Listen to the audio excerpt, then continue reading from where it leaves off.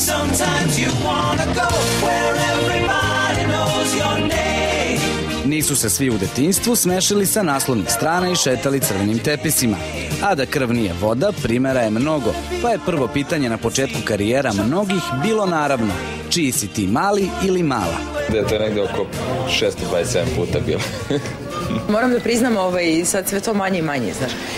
Kad sam izdala prvi album, onda je bilo ćerka Dušana Kovačević, onda Lena Kovačević, ćerka i, znaš, uvek ide u tom fazonu. Saglasni su u tome da im nije bilo lako.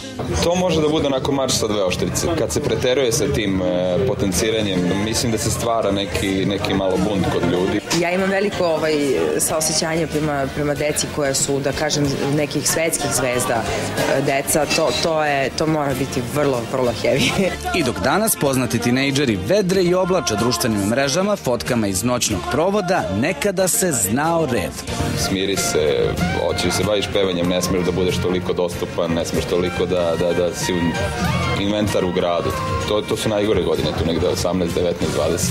Kada jednu mladu osobu poznate kroz sve što ona radi, kako ona pere zube, šta radi i na koji način, vi kasnije kroz svoju sopstvenu profesiju gledate malo drugačije, jer ste o njoj već svašta nešto saznali. Iako su se izborili za svoje mesto u medijima, svesni su bremena koje nose. Pa dobro, ja ću ceo život biti sin Marinka Rokvića, to je lepo i naravno Marinko mi je otac. Ali i onog koje će nositi njihova deca. Čim god da se budu bavili, naravno da će imati, pre da će biti unuci Dušana Kovačevića. Što je meni bolje, znaš.